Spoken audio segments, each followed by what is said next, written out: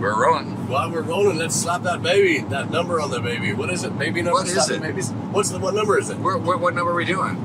Because we got 235, or we could do 236. So we're just picking random numbers? 411. Anyway, so whatever number you want us, I'm saying it's SlapperCast episode 666. We're on the road. We're going to a little place called Little Rock, Arkansas, to our favorite tavern, the Hibernia Irish Tavern, owned by one Jerry Ward from Dundalk or Drogheda or Dublin or Donegal or Dundrum or any. I just can't remember where he's from. But it's very early in the morning, as you can see. It's 11:02 a.m. Temperature is 95. This is the 3 seconds before it hits 2,000 degrees. We've had 2.5 months now of triple-digit weather here. No rain. Yeah, so Little Rock. Not that it means anything to you because it's all done now. But Little Rock is Friday. Saturday is Kansas in Heston with our friends the Sassanachs, and who you'll see on this show, John and Matt Werner. You've seen their trucks all over America. The Werner trucks. These guys, all they do is sit at home, count their money, and watch their big TVs. So, yeah, and their music's really good. But we're just hanging out with them because they're loaded. Werner. Ladies and gentlemen, SlapperCast faithful, this right here, we've got the identical twin brothers of the yeah, I know. It's your identical twins, except one of you was born a couple of years early. And exactly. Yeah, that's so which one is which? Show off. You ought to see my back. That's where I keep all mine. So we got Matt and John Werner of the world famous Sassanachs out of Heston, Kansas. Right? Is the band out of Heston? Primarily, there's most of the members are out of Heston. A couple towns 8 miles away. Fiddle player, and then John lives a little bit away. So excellent. When did you form? Go ahead. You want to go ahead? I was going to say Matt and I have been playing together since high school, and we had little bands and stuff, and then we kind of stopped for a while there and didn't do anything, and kept saying we need to get together, we need to do something. And then he built this house, and it's pretty new, and he put the pub down in the basement, and he would have these blowout St. Paddy's Days parties, and he said we should play for that. Let's learn some Irish stuff and everything. And we both kind of like the Irish music prior and everything. And so we did a few shows sometimes with 3 of us, sometimes with 4 or whatever, and they were horrible. I have no idea why people stayed and listened, and then we just kind of said we could keep going from there. Yeah. People are very, very desperate in Kansas. You're extremely humble, both of you, and so I'm going to rewind back to when we met you first. We met you. We actually met John first in Weston, Missouri, at O'Malley's. Correct. And I love that story. And if you would tell that story, I don't want to miss a thing, like my friend Bette Midler says. Yeah, well, I'm not Irish at all, but my wife is Irish, and so she loves to do Irish festivals and things like that. And we'd heard about the Weston Irish Festival, and we'd say, "Oh, we're gonna go," and we'd never go, and we'd miss it every year. So finally, one year, I'm like, "Let's." And I'd actually discovered you guys on Spotify, and I was like, "This band's gonna be in Weston, so we need to get up there and go see them." So of course we didn't know anything about it, so we planned to go that night, the night when the festival started, and it was like there's no rooms, there's no nothing. Heck, the Leavenworth and Kansas City's all sold out and everything. It's like we had no place to stay, and so I was like, well, let's just throw the camping stuff in the car and we'll find a place to camp and stay. And we drove up there, and there was no campgrounds. So we literally slept in our car, and we got to see you guys, and that was the first time. And I remember I made a point to come up and tell you, hey, we slept in our cars to come see you. And that was honestly kind of the nice thing about you, is you always remember that every time we come back and see you again. Sometimes it'd be a year before we'd see you again, but you'd always remember that whole thing. It was probably the smell. You probably remember my smell. And well, yeah, I mean, that's how I started. Yeah, when you get that close, when you're wearing a kilt and you hug as tight as you do, we'll bleep I that. know. bleep that for the kid. No, it was. It's okay. It's okay. No, it really was. It was. Just as long as you don't talk about the kissing or anything like that, we're okay. No. Hey, no, this is this is a man. It's a man's show. There's no sleeves. There's no sleeves. So it was really fun, and you were extremely gracious. And Weston is just as you know, if you've been, you love it, and if you haven't been, you want to love it. It's such a great little town, and obviously very, very small. Everybody knows everybody, and the festival was such a high point of our touring year. Then fast forward a small while, and we got to just the last time we were up there at Barleycorns in Wichita. We got to play with you, and we got to see your band for the first time. And there's 38, sometimes 39 people in the band, and they all sit on their shoulders and under kilts, and there's growths, there's people come, it truly is. It's a lot of people, but one thing that we love is, and we talked about it many times on SlapperCast, we love it when it's a big band and it sounds like a big band, meaning it's not just noise versus, and again, just some of these bands, there's 10 people on the stage and they're all just playing the same thing. And if you just cut it down, it's a nightmare for the sound guy. It's a nightmare to listen to if you're sober and if you're trying to listen to music. It just gets to you guys don't have that. You really have. Everybody has their place, and the songs breathe. The songs have room. So we really enjoyed that. And again, sorry, Chad. I'm again. Please, kids, don't do drugs. I'm so high right now. The caffeine is just knocking It's actually knocked some of my hair out. It's actually gone. So, so tell us who does what in the band. Introduce the band for you. So we'll start with Matt. Matt, you play banjo and sing? Yeah, normally the banjo is muted. So that's probably why it doesn't sound like a lot of instruments. But no, I picked up the banjo when we started this band and went from 5-string to 4 strings. I thought it'd be easier. But no, it's been a lot of fun. Singing lead vocals, banjo. John does some lead vocals as well. Yep, I do lead vocals, mandolin, play electric guitar, tin whistle, harmonica.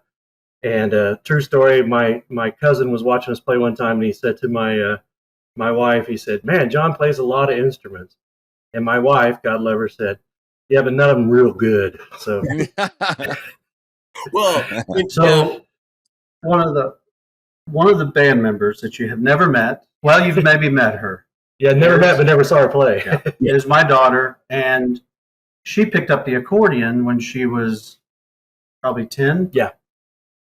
And just watched YouTube, and then we did have some lessons from some gal online. She was down in Houston, and kind of helped her get the foundation right. And she's just taken off, and she's played with this. Unfortunately, I've drug her to all the bars for the last since she was in junior high. Father of the Year, 10 years running. She's seen a lot, but she loves it now, and she's about ready to go to university. But hopefully, we can keep her going because she's really adds a lot to the band. Everybody says it. You other guys in the band? You just to name them or? Yeah, please. Just let's go through. Yeah, Joey Meninga is the violin player. He also happens to be my boss, which kind of sucks. Oh, he didn't tell me that. He's the principal at my school. Yeah. Oh, I thought he was the warden. We got yeah, exactly. Rich Wingfield is our bass player, straight out of Lecompton, Kansas. Lecompton, Kansas. It's pronounced Lecompton, if you're wondering. Who else we got? We got John Ewert. John Ewert was actually our first drummer from high school. And can you say the name? What? Oh, the name? Well, no, not the first name. I can say the second name. Screaming Idiots is what we were in high school.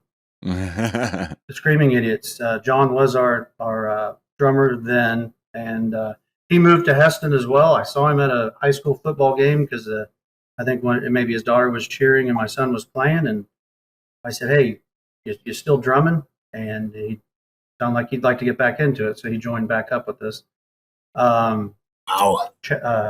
Clint Stoppel plays acoustic, rhythm guitar and electric guitar, and he's the local AD, athletic director. So there's all the ties to education in the group. Summer's off. Right. Yeah. Sure. Who did I miss? Is that everybody? That's everybody. Yeah. 32. So not as many as 32. Yeah. There you go. Yeah. I just did the math. Wow. Yeah, So I lost count. yeah. It's phenomenal. Again, it was just and everybody sings or no? Well, we have a microphone in front of everybody. Okay. Just in case. Yeah. Some sing better than others. You know how it works. Yeah. Some are a little louder in the mix, some a little lower. Yeah. They try that crap on me all the time, but oh yeah, it's good to know. But so is there a rehearsal? Do the Sassanachs get together and do is it a weekly rehearsal, or is it just kind of show up and hope everybody learned the same song? Or it sounds like that. But we do try to practice. We get together once a week. Our schedules. I travel quite a bit, so we work around it. And this time of year we're playing gigs almost every weekend, so that helps. But we try to keep it going and keep learning new songs and having fun. Yeah, it shows too. There's a great lightheartedness. Chad and I, Chad, you chime in here too. There's such a great camaraderie. Playing the Western Irish Festival too. Just in a little time, some of these bands come in and you haven't seen them for a year, but you can kind of see that you're wearing on the nerves of the. You can see that the such and such is not getting along with it. And actually, and again, nobody asked, and nor should anybody ask. But we have a song that we wrote about Weston. We did a festival up there one year. It was the last day, and as you know, Weston is much the same as Houston, not really in size or, but No. or pollution or whatnot. But no, we have some fine restaurants. But we're very similar weather-wise in that you can seriously put your beer down, as Matt just did, and turn around and the weather's changed. It's dropped 20 degrees and it's sleet and snow, whereas a minute ago it was 70 and sunshine. I mean, just crazy. Anyway, that's what happened. Saturday, beautiful. Sunday, not so much. And we wrote a song, Rain or Shine. And but just speaking of that, that reminded me of that song because it was watching those egos and watching those bands that believe that they're, yes, there's definitely a pecking order because that's how it is on the schedule. And that's how, you're not going to put the local guys in there that go in there for no cover charge and play all over town. You're not going to put them in, ending the show because everybody's gone. So anyway, it's funny to watch it now. You guys are not that. You guys are, it's very fun loving and Mike's in front of everybody. And if there's a quip or if there's an observation made, so it's very spontaneous. I like that, and you guys really do, I say you're really humble. Chad, back me up here because we're outnumbered here by the Sassanachs. Outweighed, not outnumbered. Well, I've got two shirts on, so it's close. No, I was going to say Matt and I are we have other brothers and we have a sister, but him and I were kind of the closest at age, and so we grew up kind of together. And we lived out in the country, kind of on a farm, but there's always a lot of work to do. We raised horses and stuff like that, and we kind of learned early on that if we kept a sense of humor going and could keep each other laughing, we could do about anything and enjoy doing anything. And that's just kind of carried over. And it is kind of a blessing that we can be together this long and this much, and we can still kind of make each other, after a night out of drinking or something, come home and our faces hurt from laughing so much. And then the next day, wonder, what the hell did we say was so funny? And it really wasn't that funny, but we had a good old time. For the record, I did win. I think I won the last fist fight. He did. He did. I had to eat Jell-O for a week.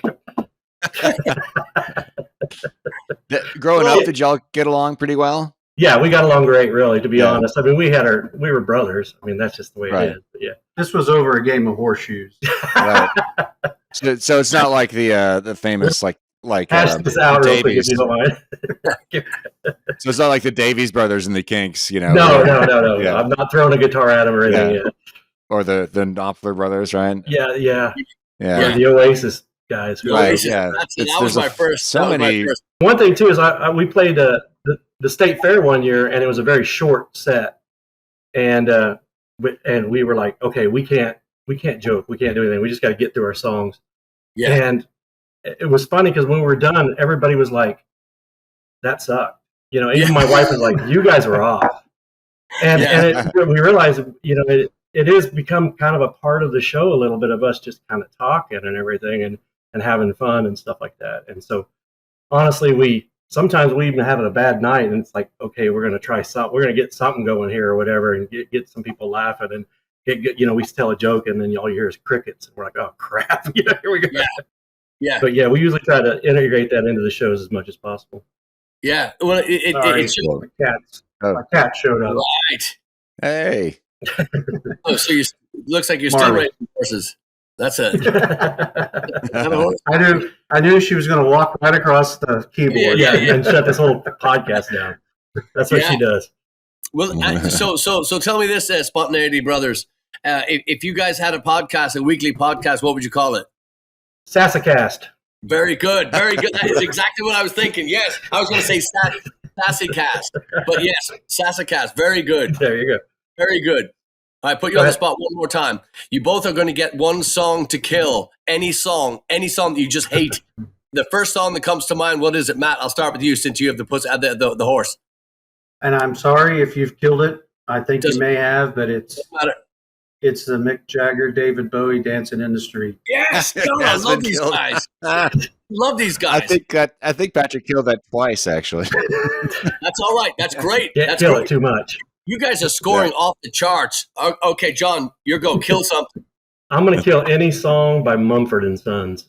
Oh, my God. Wow. And I will tell you why, though. There's a reason why. Every time they see, like, the banjo in our band and everybody's like, oh, you guys do Mumford and Sons. And they always ask us, can you play Mumford and Sons? And we don't know any of them, and I don't really love them. So that's great, man. Listen, as of this moment, Chad and I want to hand SlapperCast to you. You guys own it. Thank you. No, that's okay. I do kind of feel like I look like Dr. Evil holding the cat here. Oh, yeah. Yes. Got the hair for it. Yes. Do either of you, do anybody have a favorite song that you do? Do you have a favorite song that you guys have written or you've covered?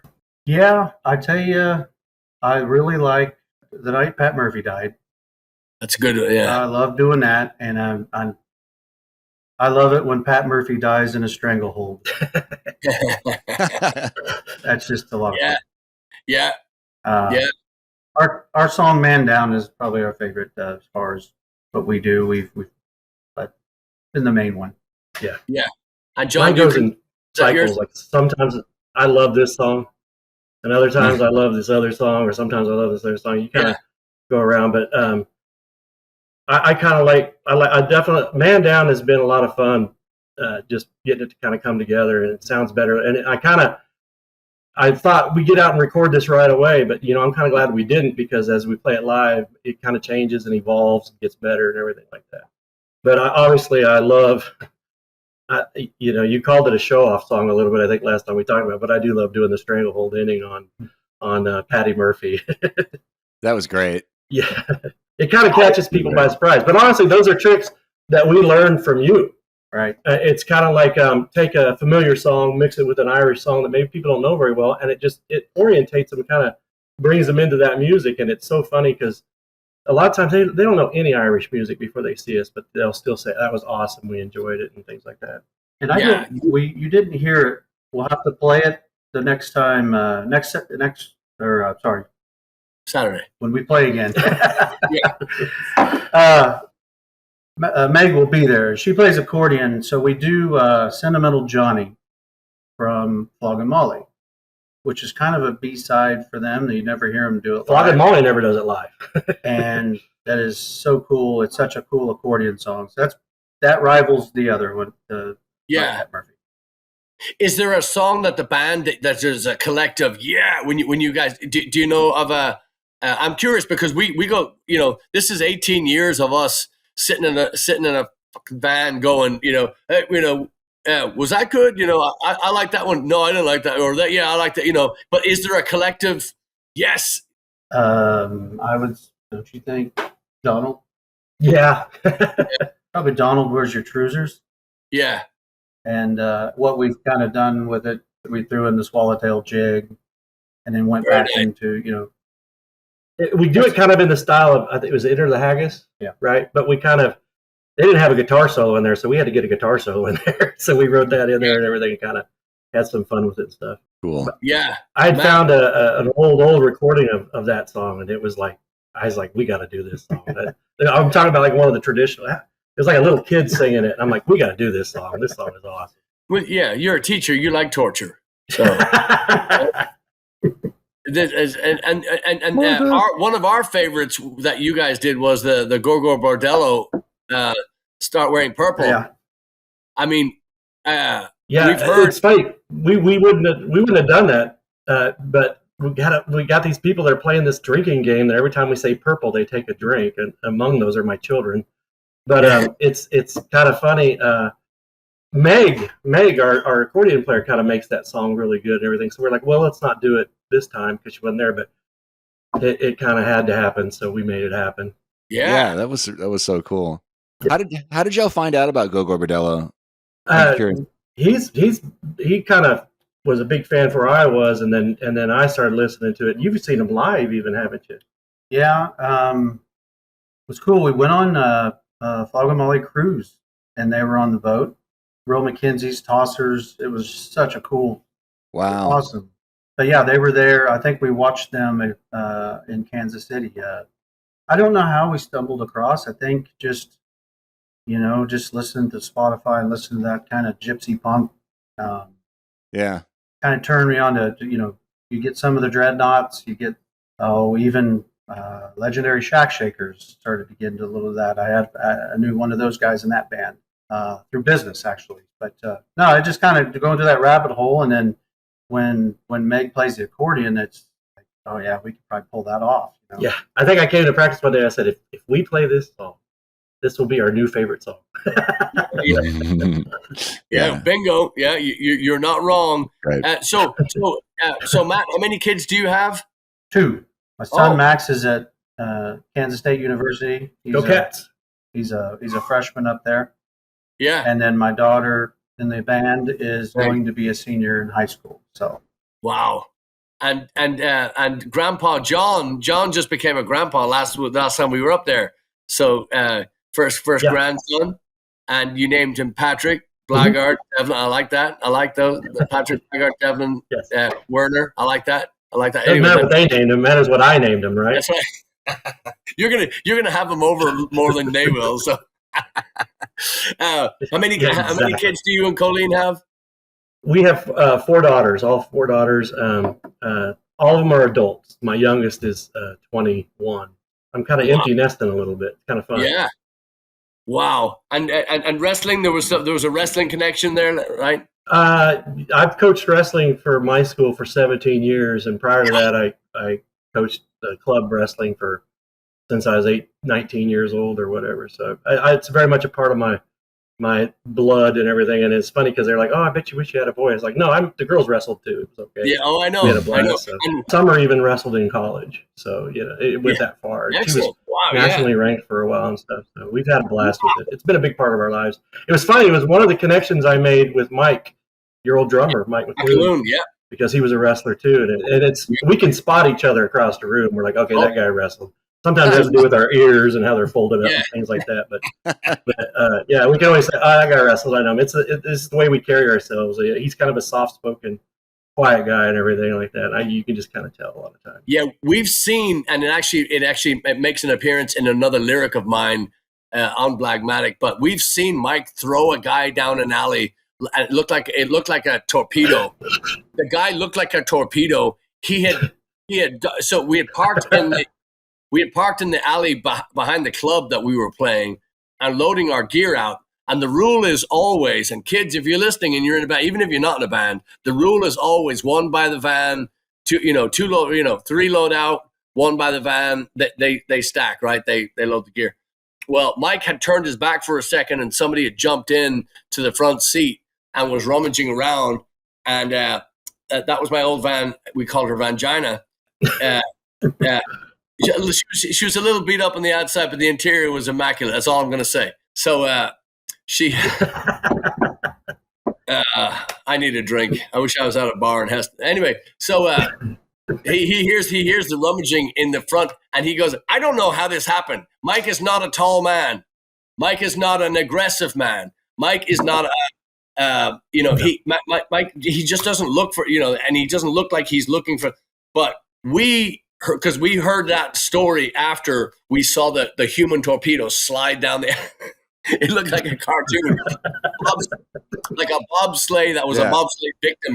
He just threw, and he slid that guy down the alleyway, and it wasn't wet, and it wasn't cold, and it wasn't snowy, and it wasn't, it wasn't gravel. He slid that guy on concrete, and that guy, anyway. So the wrestling thing always, and that story is just, I mean, every bit of it's true. Mike, hopefully we'll get him on here someday to tell the beginning of the story, but Chad, you remember that, right? Oh yeah, that's on. He tells that story in one of the times we had him on the show. I wish I didn't actually witness that myself, because we were this thing where we were going back and forth loading gear. Mike, I think, was the one who was actually putting the gear in the van, and our so-called fiddle player at the time, I think, wasn't even helping at all and was just sitting in the back seat of the van. What a shock! So you're right. That happened right as you were walking up, and I was at the stage getting more gear. So by the time I got back, it had already happened. I was like, "What? What? Yeah. What did I miss? Damn it!" The way Mike summed it up was like, y'all were telling jokes about it afterwards, and Mike joked like, "That's GL's seat." With that said, I got a question for you guys. Come on, lay it on. Can I do that? Right. Yeah, you guys are. Yeah. So obviously you've been play all over for how many years? What is your least favorite place? Not necessarily to play, but maybe an area that you dread going into. I think I know that answer, but and what is your favorite? And your favorite? Well, I've said it so many times. It's like getting old now, but we had a really unpleasant experience in Yonkers, New York. The second, and I'm not going to get into that story. It was just that crowd. You might as well have been a ghost if you're playing music. They just did not care one whit about the human beings. Or they would dance around to the music, but they would just pretend like we weren't there. It was like a jukebox was playing or something. No applause, no eye contact. It was really weird. It was like a Twilight Zone episode. It was a strange thing, and we found out from the guy who got us that show. Said, "Oh yeah, that's just how Yonkers is." We're like, "Well, screw Yonkers. I guess we're not going back there." The other one would be Oklahoma City. We had a similarly bad experience there, but for different reasons. But that was just, I think, maybe just luck of the draw. I don't know. That's what you always hear Patrick slagging Oklahoma whenever he has the chance. That's one of the reasons why. Yeah, favorite is by far. I would put it for me. It's a tie. God, I don't know. It's a tie between O'Malley's. Obviously, Weston is really, really high up there for favorites, and I think right alongside of that would be Hibernia, Irish Tavern in Little Rock, and O'Bannon's Tap House and O'Bannon. In Hibernia. Oh yeah. Yeah. So I haven't played there, but I just went and watched. Yeah. Oh yeah. Yeah, but it's one of those places that if you are a band and you're worth your salt, you have to stop and see Jerry at the Hibernia. It's a phenomenal venue. He's more than fair. The curry and chips are out of this world. That's enough to go there usually. But the crowd are just we've fallen in love with each and every one of them. There's no question. So I've got obviously similar stories to Mr. Whiskers there. Mine are for different reasons. Mine are first and foremost would be O'Bannon's and Molly's, and places that we've always played, and places that without they okay. So as I'm long-winded on everything, let me just go long-windeder. Turbo, our drummer, has just landed an endorsement deal with SJC Drums. And what he's doing on there is he's putting Blaggards' story, the life story of Blaggards, he's putting that in on the kit in pictures and in sayings and all kinds of stuff. And it's a phenomenal, all his idea. And I'd love to give away some of the stuff, but I want him to be able to go through the kit and talk about it, blah, blah, blah. So there's just some tremendous ideas that he's put on there. But that got me thinking, because he's asking us, where was the first gig, the first players on the first record, and blah, blah, blah. So we went through. So there's so many people and so many venues. And you guys know this from day one.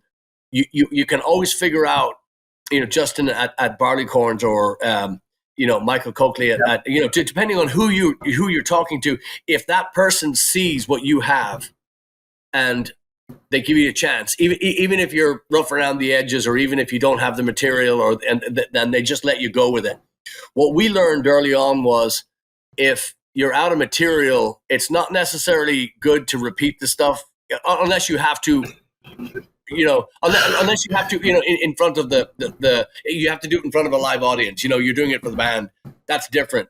Versus you want to hear Wagon Wheel again? Oh, yeah, let us give that one another shot. That's the Mumford and Sons. Yeah. Oh, I'm so glad you guys. So that O'Bannon's is we almost drove down there last year, and we will end up there someday. Yes. Because it looks so cool. I got some friends in the area. I've sent them your way. I don't know if they've showed up, but I'm going to end up down there someday. That's like a kind of a bucket list. Yeah, well, I'll come down and sleep in my car. Yeah. Well, you can sleep in my car. You're gonna, but no, we have. Yeah, we have. Right down the road in Bryan, the town of Bryan, which is just outside College Station, just outside Bryan.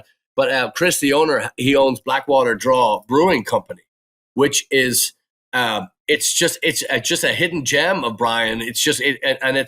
They do really well. Chad loves their beer. I'm not old enough to drink, as you know, so I don't partake. But they're just the best crew, and he right over my shoulder. O'Bannon's is Chris Steele. He's one of these guys that I joke that he's the Bill Cosby of actually, that wouldn't really make sense now that I think about it.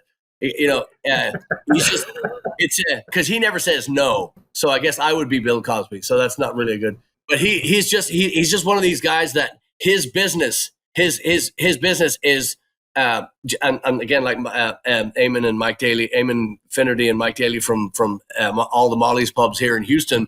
They just vet their people. Their staff are floor to ceiling, side to side. They're just the best crew, and the wankers don't get to stay. It's not that they're fired. That they just kind of, there's just a way to just exit them. And it's a thing of beauty. And O'Bannon's is different in that Chris gets great people in, but they're all transient because they're all students. So by the time they graduate, they're gone and the next crew is in. But I don't know how he does it. He seems to get great bartenders, happy, good looking. He just, top of the line people. He doesn't charge a cover charge, and he pays well. He's just, I wish there was one thing I could bitch about. There's nothing. So, and as far as places that I don't like to go, it's always been Dallas. It's always been Oklahoma. It's always been, it's a just monotonous, ugly drive to get there. And then once you get there, it's just worse. You know what I mean? It's just nothing to see. Kansas scenery, way better. I know. Yeah, it's way better. Yeah.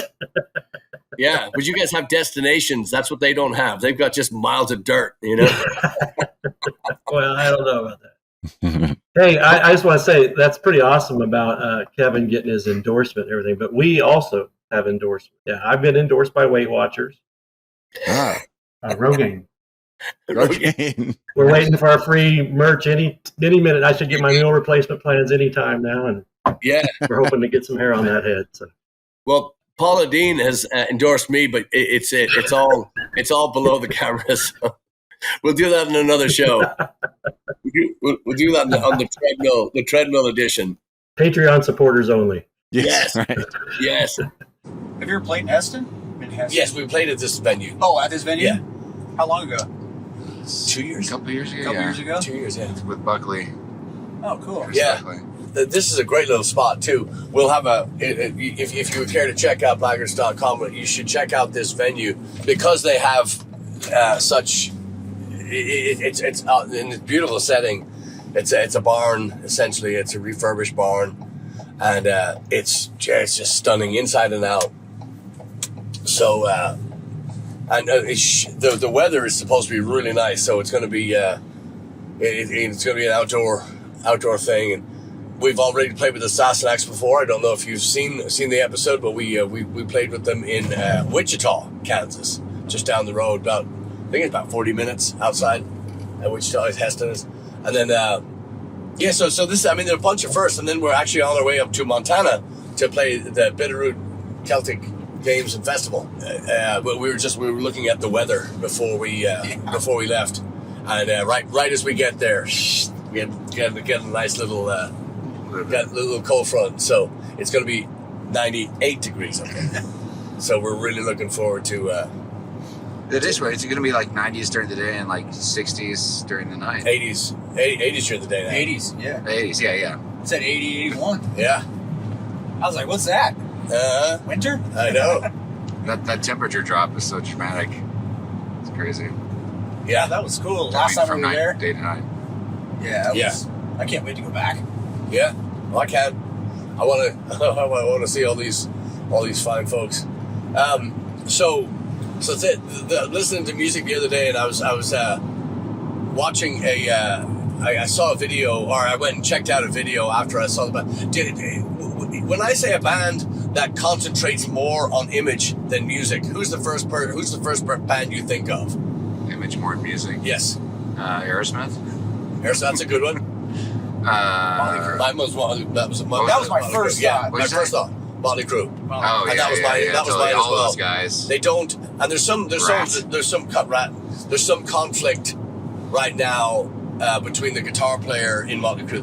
There's again, I see this stuff because they kind of throw it at you. And go, oh, you like heavy music? Oh, that's not heavy music. That's heavy nursery rhyme, or that's a little bit louder nursery rhyme than you're used to. Twinkle, twinkle, little star, shout at the devil. Same thing. So, so they're having some conflict with the guitar player. Then there was also rumor that they were going to get rid of their singer for the next tour. And remember, these guys 100 years ago did their final tour, their farewell tour. Oh. So anytime a band does that, when you have to trick people to come see you, I say, hang it up. But yes, Chad, I have to give you Aerosmith as well. I'm embarrassed to say I saw Aerosmith back when I lived in Florida, and I'm not. It's not right to slag anybody's abilities or. They dress up. I just don't. No, I mean they're not like Kiss or anything, but they, It's all posy. Steven Tyler. Kind of Steven Tyler looks like mothballs covered in all your grandmother's scars. I mean, he's ridiculous. And really, yeah, I just don't. I mean, I've seen him, but I don't. Yeah, I'm okay. Oh, he's got all the scarves and shit hanging from him, and I don't know. He's not anywhere near as posery as the hair bands we were just talking about. Yeah. But I just don't. I think they had two good songs in the 70s, and then they just kept rewriting the same ballad for 30 years. Yeah, I just can't stand. So back to the concert. Before I forget. Yeah. So Joey Kramer on drums. I was watching him. I was going, man, how is that guy still moving? He's not on drums anymore. And again, I'm not slagging his thing. It was just painful to watch. Another drummer that most drummers I believe love, I don't have any time for, is Charlie Watts. I know he's dead, and I'm not saying bad about him, but I just used to bug me when he'd do the he wouldn't play straight through on the hat, and it would drive me up the wall. So it's and then just effortless, and that's okay. Ringo any day, Watts never. So but back to Aerosmith, we're at the show, and it's just you just couldn't decipher the album at the time was Pump, and they had a couple of big hits off that, and stadium was packed, but I couldn't tell you what the 70s songs were, what the 90s songs were, what the 80s songs, late 80s, but awful. So that's a good one. And the reason why I was thinking about that too is because I've been inundated with these conflict rumors from, these bands that are having. Another guy we talked about last week was Skid Row. They were their old singer, I guess, was canceling tours, and people are like, "Hang it up!" I guess he can't sing anymore. So if you are a musician. And let's rephrase. If you're a touring musician, you kind of figure out quickly how to preserve what you have. David Lee Roth, great example. I use him for most examples. David Lee Roth is one of the best, if not the best, frontman, in my opinion, in rock and roll, hands down. But he took care of himself. His voice, not so much. Drank and smoked his whole life, and now you can hear every pack of cigarettes when he talks. So it's kind of how old is he now? 70, early 70s. He's got to be, because let's see, I'm 21. And I want to say too, anybody on social media that I just overwhelmed. I had a birthday, and I just want to say thank you. A very, very special thank you to everybody that posted on there and wished me happy birthday. I do not care about birthdays. I don't care about birthdays, and truth be told, I forgot the whole week before, the whole month. I mean, just haven't thought about it. And my daughter Tara said to me, she goes, "Well, what do you do for your birthday tomorrow?" I was like, "What? Oh yeah, August." So anyway, thank you very much for that. It was very nice. And just segue. Did you do something to your hair? No. I just know. No? Yeah. I cut it. Checking. Look at that! Look at that! I didn't have it up yet, but I'm going to put it way up. Oh. Well, there you go. Ladies, Yeah. ladies, if you'd like a... Oh, I got a story for you. I've just reminded me of it. Sorry. Go ahead. About the hair. You reminded me of it. I know. I can tell. I'm so excited to tell you this. I can tell by the way that my sentence got smacked down. I'm sorry. You'll love it. I'm going to say, ladies, check out his hair. Yeah. And if you'd like a moment, we're going to put some music to it, and you can just have a little time for yourselves. There you go. You're up. Okay. God, I should have waited. I got too excited. I couldn't tell. The gal, Natasha, she owns this place called Shag. That's where I went. Because I went and got my hair cut a couple days ago, and I was like, I don't like it. And so then I went to another place, and I go, freaking get this thing back up. I want a mohawk and dye it and make it rad. Well, when I'm in there, she's got these big paintings like on the back wall. One's Elvis and one's Cher. And there's a couple other ones, but I go, are you a fan? She goes, oh my God, I'm a diehard Elvis fan. I love Cher. I'm like, oh dude, you freaking love Paddy. I was like, man, I gotta introduce you to this band. And so, oh man, she's like, when I told her we did Suspicious Minds, she about died. We were laughing. We had a good time. So anyway, I wanted to bring that story up because I'm like, it's not too often you see somebody having both those paintings like that on a store wall, like in their business. If it was Cher and Barbara Streisand, I'd break into the place just to hang out. But so give us the name of the place again. Shag. Shag. Shag. S-H-A-G. Shag Salon. That sounds like somewhere Chad would go. Yeah. Shag. It's in the Woodlands. Yeah, they used to call him Shag Smalley back in the, anyway. So you'd recommend it? Yeah, super cool. And we were talking about Ireland, and then one of the gals in there, the lady's like, you should go. And I guess she travels all the time, and so I'm like, I want to send them info. Yeah. So, yeah. So Shag in the Woodlands. Shag in the Woodlands. Shag anytime you can. Shag. It's a little longer name. Shag something. Shag Salon. I'm so terrible at remembering things. Yeah. Shag. All right, good. So you say, I'm going for a shag, and the old lady goes, no, you get back here. Yeah. But I must. Boxy's like, where are you going? I'm like, Kroger? Yeah. Very cool. Yeah. Chad, have you ever been to Shag in the Woodlands? No, but I've heard good things. You've heard? I know, it's a long way to go just to get the armpit braided. That's my answer for everything. I know. Yeah, it was super fun. Cool people. Yeah. But yes, they're like, we're coming to see you when you guys play. Oh, good. Spread the word. Spread the gospel. Yeah. She goes because I went in there. I was like, oh man, I hadn't cut my hair for probably 7 or 8 months, and I went in there and I go, I cut the back of my hair off and I hate it. I had like a Karen bomb, and I go.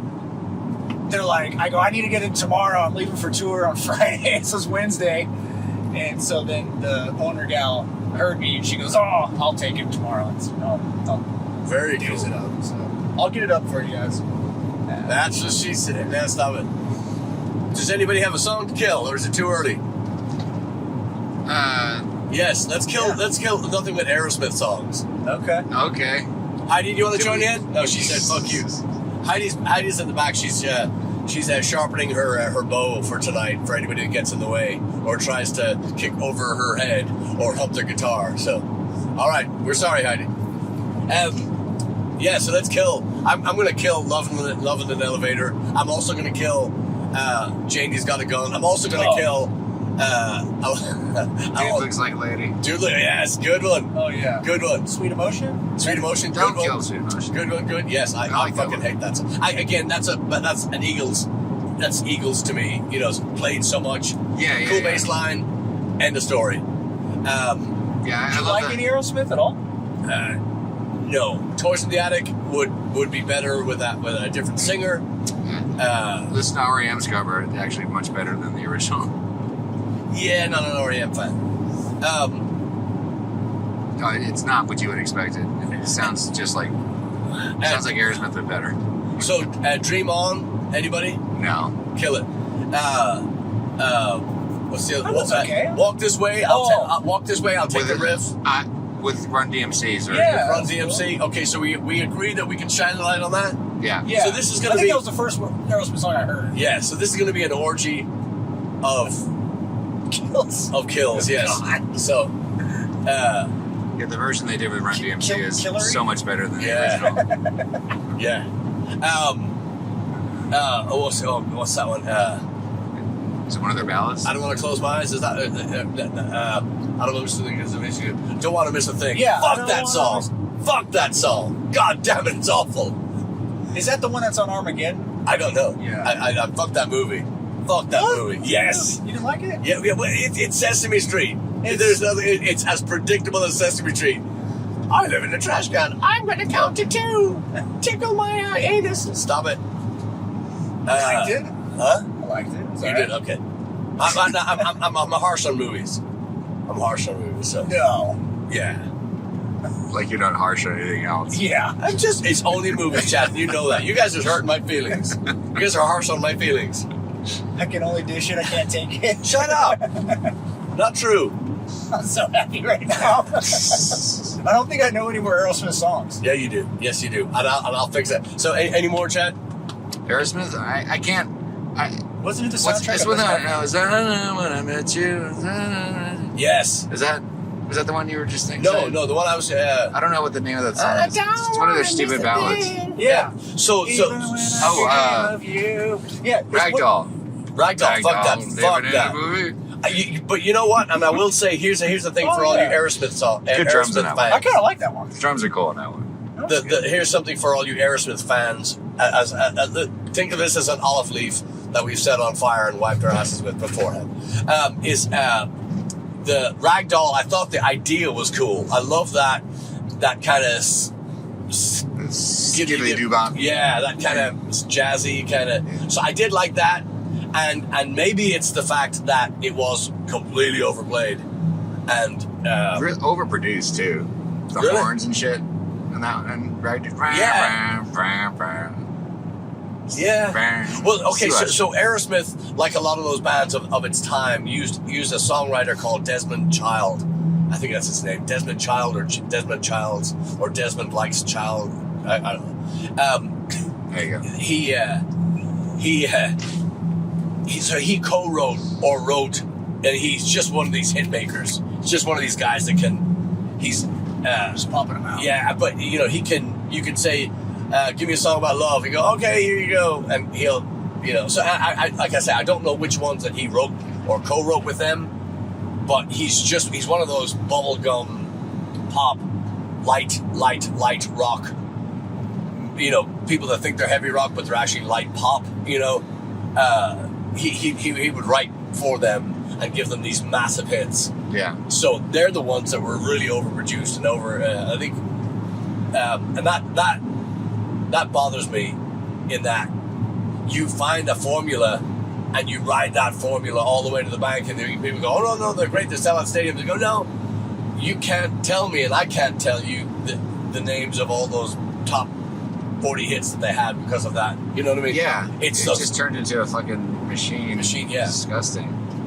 Yeah. So I don't know. I don't understand. Like, look at, you know, David Bowie, like, freed himself from that trap in the 80s, you know, beautifully. So, of course, he figured out how to get money from other. Yeah.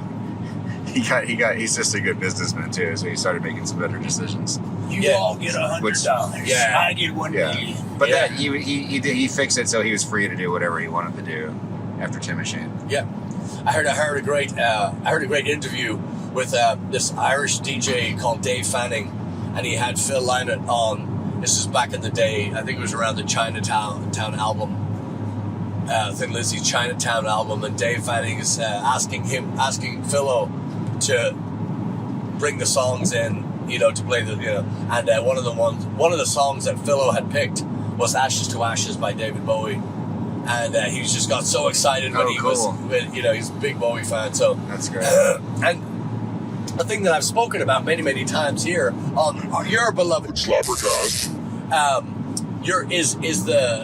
that's gonna be weird. Is the your eyes are off the screen. Sorry, go ahead. Yeah. So the Philo, his love of music with not just the people that he knew, which. The topic has been discussed many times before. The network of, like, people that know Motorhead know that Philo and Lemmy were huge fans of each other, but great friends. Yeah. They all knew each other. They all knew, and they're throwing these names around like you would throw a title of an Aerosmith song around to kill. You know, it's just, and the people that they would collaborate with was just astounding. Freddie Mercury and Montserrat Cabell, the opera singer, that always comes to mind as a collaboration. Like, I wouldn't have guessed that, but it was perfect when it came out. But then Philo collaborating with Midge Ure from Ultravox, and on all these Irish musicians that we now look at as gods, you know, Rory Gallagher and Gary Moore and so, they were all in this close proximity, I mean, to each other, and they knew each other and respected each other and loved. It was just amazing to hear and to see, and to, you know, this whole, yeah, it's beautiful. It really is. And if you're not a Thin Lizzy fan, I would say listen to Black Rose, or listen to Live and Dangerous if you like live records, and it will change your mind. It'll change your life. And it's just one of the things that scares me as a musician is when I dig deep into a Thin Lizzy song, especially the older stuff, Santa Moia, or Black Boys in the Corner, or anything from Shades of a Blue Orphanage, or just all that stuff was so intricate, and there's so many layers to it, versus the 3-chord stuff that other people were banging out at that time. You know, just very, very, very cool, very great influences. Yeah. Magical stuff. Anyway, sorry. Tangent. I love live records, by the way. Huh? I love live records. Those are my favorite. Are they? I'm a huge live record fan. Yeah, my good friend Russell Pryor hates live music, hates live records. Why? He said, I don't know. And it was always a shock to me. I was always, because he's such a great drummer, and he's like, hey, fuckers, everybody speeds up once I get over. This is the end. I know. They see you coming, and, you know, back in the day, back when people knew how to fucking drive, you kind of edge over a little bit and you let them through. But no. Dude, now they speed up. Yeah. I'm gonna get there first. Give me that camera. I know. Give me that camera 1 second. So see the 18-wheeler? I don't know if you can see him in the rearview mirror, but he's trying to overtake the guy that was blocking you. Yeah. So anyway, I was trying to get because that guy did the same thing too. He fucking sped up as soon as you go by. Well, no. I know I'm not doing the speed limit, but don't pass me. You shall not pass. Yeah. So anyway, welcome to Angelina, everybody. Angelina, as they call it here, the gynecologist. This is a big gynecologist town. Okay. Cool. Do you guys want to stop and get checked? Note to self. New route. Yeah, all right, I'm going to party with you guys. Yeah. So I've got a light to shine. Come on. That's not Aerosmith related. Oh, no. He's leaving the group. Well, it's something I can't remember. I was talking about Living Color last week, our last show. Yeah, you never shut up about them. I was killing. That's right. I was killing. I'd shown a lot of Middleman, and I was killing Glamour Boys. I was listening to that album again, Vivid, first one, and because I hadn't listened to it in a long time, and I'd forgotten about some of those tracks. Do you remember the song "Desperate People"? Oh yeah. And I hadn't heard it in so long. I was like, God, how did I must have been really stingy, because I think I was always skipping to the songs I really liked. Like, I'd listen to Middleman, then I'd skip ahead to Open Letter to a Landlord and Funny Vibe. And so I don't really remember listening to Desperate People too much. Desperate People is a fucking amazing song, man. Also, their cover of the Talking Heads song Memories Can't Wait is fucking, again, just absolutely fucking incredible.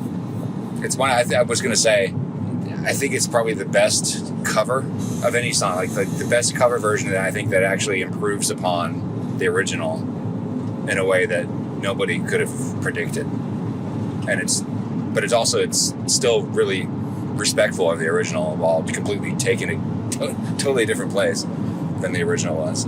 Excellent. Yeah, so I guess if I was going to shine a light, I was listening to Randolph's Tango by Phil. I just there's so many great numbers, but it's obviously his solo stuff really got mowed over by the Thin Lizzy stuff. He's so the Thin Lizzy stuff was just it's everywhere. You know, it's in places where you would be shocked to find. We play Thin Lizzy at a show, and people that seem to be to me would seem to be too old to appreciate that were huge Lizzy fans, and it's shocking to me how fast that how vast the their reach was and is, and they would have been so much bigger had their tours of America not tanked because of health, because of band members leaving, because of they're just the worst luck with tours in America. So they never really got to go and see them. And if you have seen them, I know a lot of our friends have seen them in concert. They never forget it, and they'll just grab hold of you, grab hold of your life for. So that's a good shine. I've been listening to. I know I've shined a light on this album before, the band Unwritten Law, kind of a pop punk band. Yeah. But man, I freaking love that band. And so I've been listening to their Seeing Red album, and that song, I'm gonna shine a light on Seeing Red. If you like that kind of music, I highly recommend it. All right. Yeah. I've been listening to them. I've still been listening to a ton of Space Hog, and I just like good stuff in it. I can't stop. I'm just hooked. So I've been listening to songs just on repeat. I'm like, man, this is great. I love when I get on repeat. When songs I'm just like, I can listen to it 10 times back to back, and I'm like, yes. So you listen for different things. Like I'm like, I'm on the drums, or then I'm listening to lyrics. I'm listening to guitar. You start. Yeah, there's no slouch. There's no slouch in that. Yeah. So I guess that would be my shot. That's a good one. Space Hog reminded me of something else. Oh, so I watched another Oasis. Speaking of feuds, I watched another Oasis thing. Where they're slagging, the brothers are slagging each other, and I don't even know if they're together or not, or if they're gonna, but they. That to me was such a, we're talking about Desmond Child finding his finding his recipe, his formula. Thank you. God damn it. Finding his formula for those hit songs and just mass produce. And to me, Oasis kind of jumped on that. They were always huge Beatles fans, and they kind of just took a few elements from that and made a career on it. And all their songs, Don't Look Back in Anger, She's Electric, that Morning Glory record. It's just, there's nothing that could be more. We'd like to do some Beatles for you now, style. But Space Hog has it too, but they completely redid it because they did it in the glam. Well, yeah, every song is like a crazy hybrid of all that stuff. T-Rex, yeah, Bowie, yeah, Queen, yeah, all that stuff. But it's just beautifully done. You really can hear. You can hear the influences, but it's not jumping out at you like. I don't even know the band. I've just heard Greta Van Fleet's stuff. I've just heard snippets of it. It's just complete Zeppelin carbon copy stuff with the lines smudged a little bit. But again, I can't even say that's the formula. AC/DC, same one. Formula, stick with it, never change. Yeah, with the guys, they're the best at that. Yeah. Ramones as well. Oh, yeah. Yeah. Phil Coulter, you all like back there. Now we're in Lufkin. Sabbath, I guess, to a degree, although they were pretty adventurous as well. Yeah, well, they had a lot of different gears. To me, everything went out the window when Ronnie James Dio came in. Yeah. All that Iron Man stuff switched to that Mob Rules kind of sound, and obviously Vinny Appice. Vinny's been on our show. That's Next, right. Yeah. Can you think of a cover song that's better than the original? Yes. Can I think of one that's? Well, I guess it doesn't really count when the band does it again. Like when they when they recorded "Don't Believe a World," their own song, and they did it. Yeah, they redid it, beefed it up. It was definitely better. Thin Lizzy, they did "Don't Believe a Word," and then they jazzed it up, and it was very, very, very good. You can also hear it on Live and Dangerous too. They started like they wrote it originally. It was a slow blues, and it turned into that rockin'. So very, very good. We could cover that was better than the rest. Just a blanket thing would be. Slayer did they did an album of punk songs. They redid it, and I thought everything was better on that. I would say pretty much any cover of a Velvet Underground song is better than the original. Yeah, that's so. Yeah, a lot of Bob Dylan covers are better than the original ones for damn sure. And is that just the vocal, or is that just the addition of? I think it has a lot to do with the vocals, because especially his early stuff, Dylan was not doing much as far as instrumentation or production or stuff. He was just him and his guitar.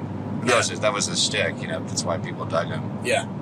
So then it was from that, like things like All Along the Watchtower and stuff got taken to completely different places by other people. Tambourine Man, all that stuff. The only thing I could think of is Weird Al. I'm always like, that was like the first thing that popped in my head. That's kind of a different. He's like his own category. Yeah. It's like, I'm just not a parody fan. Yeah. Don't like any of that stuff. Have you heard of the band Me First and the Gimme Gimmes? No. Are you making that up? I might.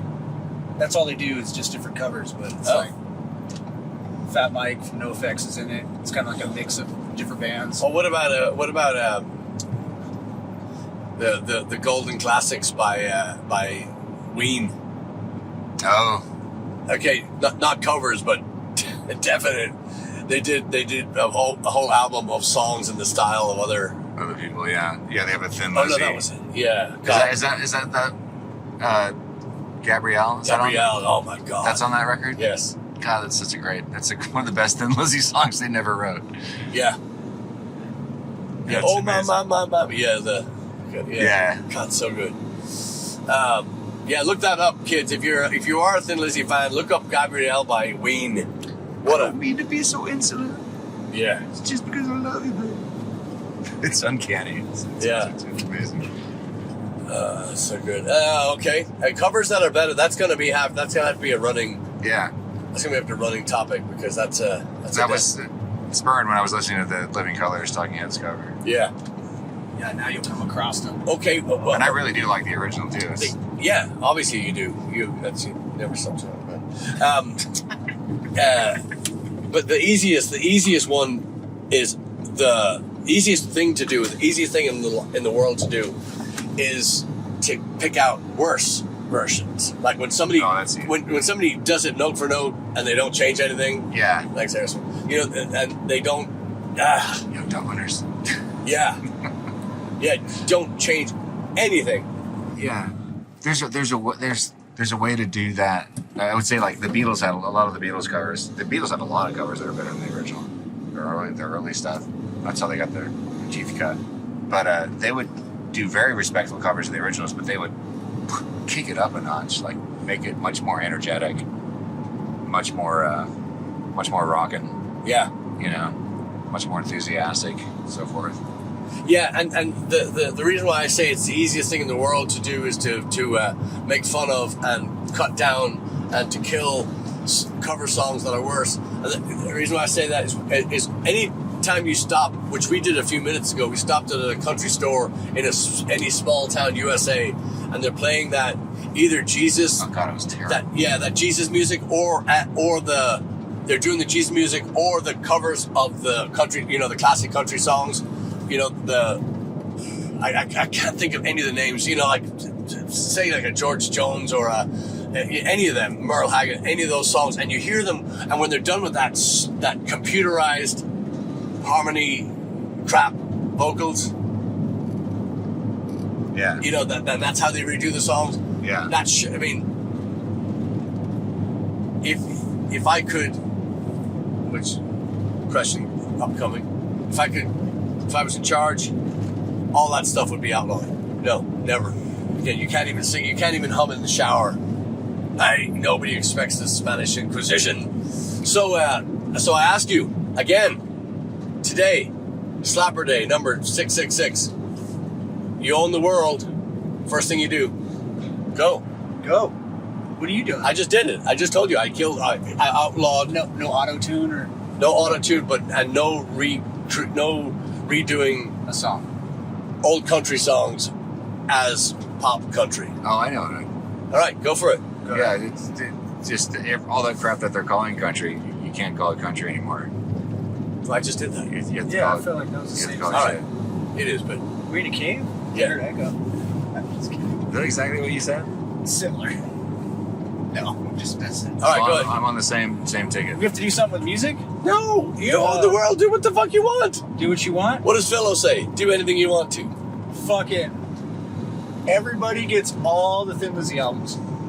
That's mandatory. Yes. Okay. See what I try to do there? Try to get a point. All right. +1 right there. Yeah, That's what you get. Just they show up in the mail, here you go. I think that's fair. Yeah. I think it's very fair. I like the way it's everybody gets versus you're not allowed. Yeah, fucking AC, CDs, Yeah, weed. VD. I'm pretty cool. Yeah, I know. Not sustainable, but it'll work. Yeah. Heidi, you ready? No, she's not ready. I guess we're gonna miss Heidi on this SlapperCast, but she told me to tell you all that she likes you very, very much. That's what she said. And Golly gee. yeah, no, she said motherfucker. Oh. She said I like all you motherfuckers. Is that what she said that one time? Yeah. Yeah, She said motherfucker the whole fucking. We were all like, what the? Yeah, I think the most. Did we all start laughing? No, Yeah. we were all like in shock. It's shock, yeah. Shock. Well, because the most vicious thing she had said up until then was vegan. Right? Something like He's that. not wrong. Don't let that one die. No. Ain't no motherfucker gonna forget that. So, check out Blaggards.com. We got a lot of places coming up. Austin, you've asked for us back. Well, we're gonna get close. We're going back to the Cork and Barrel in Round Rock. We're in talks with a place in San Antonio, Emily. Did you hear that? So, fingers crossed on that. And then got a bunch of cool stuff coming up in Louisville. We're going to be doing Louisville just outside of town. We're going to be doing Louisville outside of... Easy. It's close to Fort Worth. How about that? There you go. Not walking distance, but wanking distance. So, yeah, that's it, right? Do we have anything else? We got great... Oh, the tour. I talked to Dennis, Denny Boy from Doc's Tours of Ireland. He's ecstatic. We had a few more people coming along, and another Doc, believe it or not, is signing up. Our friend Doc Doherty called me the other day. And He said, "Yeah." So, and then our favorite attorney, Brian McNamara. If you're looking to, if you don't like pina coladas and you don't like, Getting caught in the rain. yeah, getting caught in the rain and junk food and champagne, If you have rain. you just get to go see our friend Brian McNamara in Kingwood, and he'll sort you out. He'll send you home with everything. She'll get nothing. He'll get nothing. Wait, what? No, he's a great. He's a family practice lawyer, and he's one of the best. But he called me from San Antonio yesterday, and the place called The Cottage in San Antonio was playing our music on repeat. Oh. And he said, "Have you ever played here?" I said, "Never heard of it." So thank you, Brian, and thank you, Cottage. I guess The Cottage in San Antonio. They own Waxy O'Connor's on the Riverwalk. Ah. So it's very cool. Very nice to hear that. Yeah, so that's going to be it. We are going to have the first part of our interview. The Werners on this, second part upcoming, and then we're still going to be on the road by the time you see SlapperCast, and but yeah, check out all our social media pages and stuff. We're going to have some really, really fun stuff. And if you see any photographs from this tour, you'll notice that we are playing not just drums, we're playing the top of the line drums now. We have SGC with us, and they're a proud sponsor, and we're proud to play, aren't we? Hell yeah. Matt and who else? Matt. Yeah. Matt did all our work and everything here before the tour. Thank you, Matt. Thank you, Matt. Good folks, and yeah, great gear. I can't wait for you to see pictures of this stuff. Yeah. We'd give you the unboxing, but one of Turbo's employees ate one of the drums, so we're down at the thing. But there will be a ceremony, right? Yep. Is that public knowledge or no? Yep. Okay. Yeah. Good. So Yeah, look for that. we got one piece, and then we'll be Yes. launching it. And thank you, Jay Holan, in advance and forever. I had to put new tires on the van because Jay put new tires on it last time. I said, "Fuck it, I'm gonna get them first."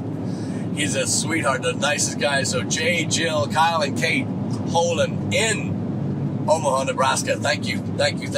We'll be seeing you all very soon. So by the time you see this, we'll be a lot older, a lot uglier, and a lot louder. So check it out. Thank you for listening. Thank you for watching. Thank you. See ya.